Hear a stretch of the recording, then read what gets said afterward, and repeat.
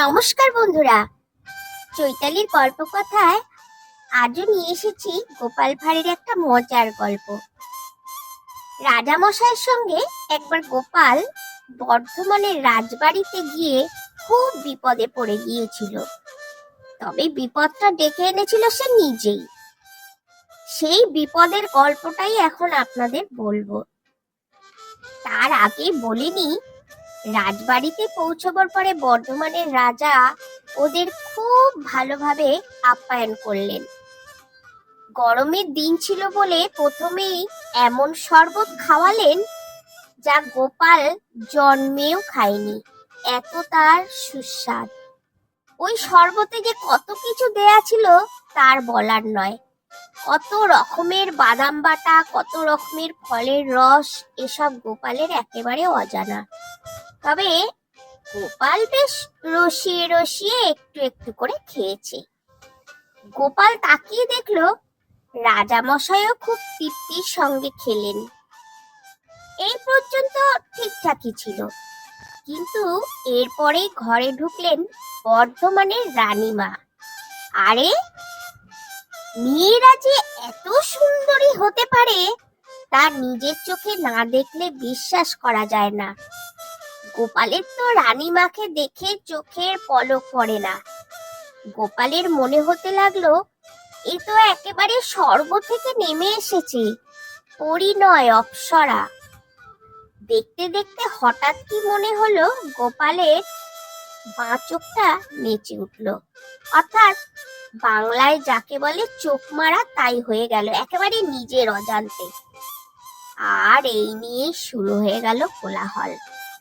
রানীমা আর এক মুহূর্ত ওই ঘরে থাকলেন না, ছুটে চলে গেলেন নিজের খাস কামরায়। আর তারপরই রানীমার নির্দেশ এলো, ওই বেটি লোকটির এত সাহস, আমাকে চোখ দিয়ে ইশারা করে, কুমতলব, ওকে কোতল করে দাও। ব্যাস, গোপাল তো এই নির্দেশ শুনে একেবারে দিশেহারা হলেন রাজা মশাইও। এ কি করলে গোপাল? এই যে রীতিমতো মান সম্মানের ব্যাপার হয়ে গেল। গোপাল রাজামশাইয়ের কানের কাছে মুখ এনে বলল, আমি ঠিক সামলে নেব। বর্ধমানে রাজাও পড়লেন মহা বিপদে। হাজার হলেও ওরা তো অতিথি, আর ওই বেটে লোকটা তো এসেছে রাজার সঙ্গে। ওকে কোতল করলে তো তারও সম্মানে লাগে, কিন্তু রানীমার নির্দেশ অমান্য করার সাহসও রাজার নেই। সুতরাং জল্লাদ এসে হাজির হলো। গোপালের তো দেখেই বুক শুকিয়ে গেল। সে যথারীতি ওই জল্লাদের দিকে তাকিয়ে রানীমাকে যেমন করেছিল তেমনই চোখ মারলো, অর্থাৎ ইশারা করলো। কাছাকাছি ছিলেন বর্ধমানের রাজা, তিনিও গোপালের দিকে তাকাতেই গোপাল একই রকম ভাবে তাকেও চোখ টিপল, যার অর্থ দাঁড়ায় ইশারা।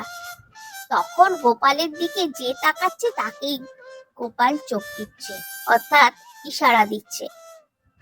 রানীমায়ের দিকে তাকিয়ে চোখ টিপলে যে ইশারার অর্থ হয়, অন্যদের দিকে তাকিয়ে চোখ টিপলে কি সেই ইশারার এক অর্থ হয়? নগরের রাজামশাই ভাবিত হলেন, এখন মান সম্মান নিয়ে যেতে পারলে হয়। জল্লাদ যখন ওকে ধরতে যাবে তখন আবার চোখ টিপলো, অর্থাৎ ইশারা করলো।